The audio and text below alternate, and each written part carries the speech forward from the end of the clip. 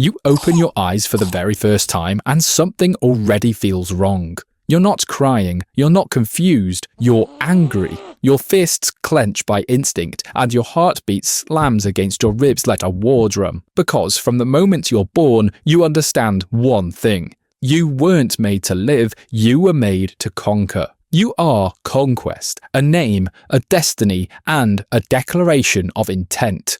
Your existence is no accident. The Empire planned you, engineered you, and now they're watching to see if you're everything they hoped for. Your pod opens, and a group of armored figures stand over you in silence. Scientists, generals, maybe both. It's hard to tell. One of them checks a data slate. "He'll do," she mutters, and the others nod. No one smiles, no one cheers. You passed your first test by surviving birth. Congratulations, you get to keep breathing. But breathing isn't the reward you think it is. You're not wrapped up in blankets or placed in anyone's arms. You're placed into a reinforced gravity chamber, 7 times Earth's gravity. Your bones aren't developed, your muscles haven't even formed properly, and none of that matters. Because the Viltrumite Empire doesn't care about biology, they only care about results. You try to cry out, but gravity crushes your voice. You try to crawl, and the weight snaps your arm.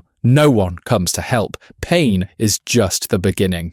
By age 2, you've adapted, not because you're special, but because failure isn't an option. On Viltrum, weak children don't get second chances, they get purged. You don't even remember how many others were born in your cycle, just that you're the only one left. You're stronger than anyone else your age, and that terrifies the people around you. Even your own parents keep their distance. You're not their son, you're their assignment. At 3 years old, your toys are steel cubes the weight of cars. Your bedtime stories are holographic replays of war campaigns. Your lullabies are the sound of fists colliding with flesh. You sleep when you're told, you eat what you're given, and when you disobey, you bleed. By the time you're 5, they put you in the Juvenile Combat Initiative, a gladiator program for children. You're matched up against other younglings who are considered promising. The first fight ends in 5 seconds. Your opponent charges, you duck, twist, and shatter his collarbone with a punch. His scream echoes through the arena.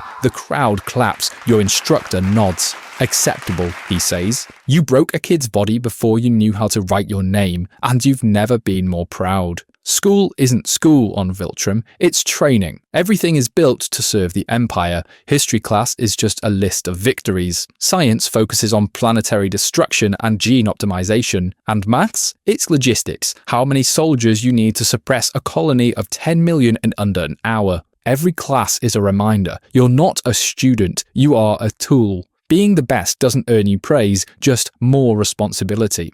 At age 10, you're sent off-world for your first observation mission. The planet you visit has already been conquered. Its skies are dark with smoke and its rivers run red. Your mission is simple. Watch, remember, obey. But you're given a bonus assignment by your commander. A row of captured rebels kneels before you. He points at them and says, "Choose." You don't understand at first. "Choose who lives," he clarifies. You freeze, a single hesitation, one heartbeat of doubt. He notices, and you can feel the temperature drop. Eventually, you point. 3 rebels are taken away. You don't ask where, you already know. That night, you lie awake for the first time in your life. You never do it again. By 13, you've stopped asking questions. Your missions escalate. Raids, exterminations, infiltration. You're not even old enough to legally command a battalion, but you're already leading one. You don't speak unless it's an order. You don't sleep unless you're unconscious. You don't think unless it's tactical. And you're really, really good at it.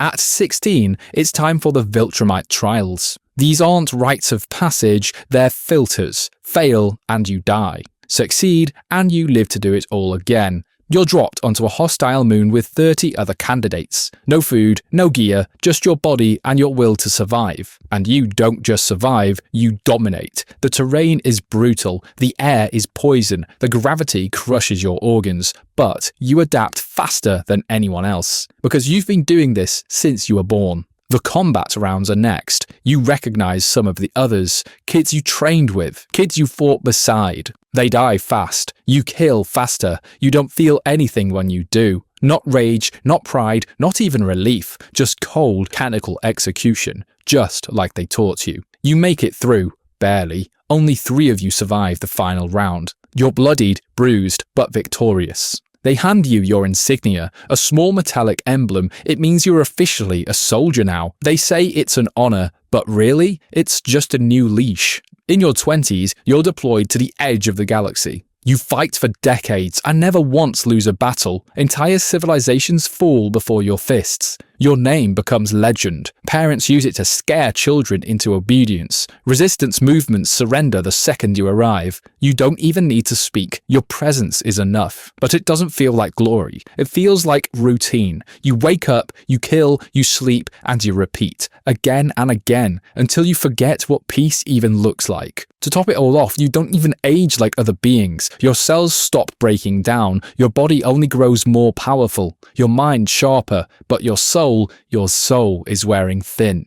By age 50, you've outlived almost everyone you knew as a child. Your commanders, your sparring partners, even your creators, all gone. But you remain. All because you're not allowed to die. Not until they say so. Later, you're reassigned to Dorius, a fertile colony world under viltrumite influence. Your job isn't war anymore, it's observation, long-term population control, and suppression. You're still a weapon, but now you're kept sheathed, waiting until you're needed again. But eventually, they call you in. Earth has become a problem. Nolan defected, Mark resisted, and now a hybrid named Oliver Grayson is coming of age. Your mission is simple. Test the boy. You fight Mark first. The kid comes at you hard. He's angry, powerful, emotional. But you've done this for centuries. You tear him apart, break ribs, collapse lungs, shatter his pride. You're winning until his brother shows up, Oliver. Young, loud, half-trained, he jumps in swinging.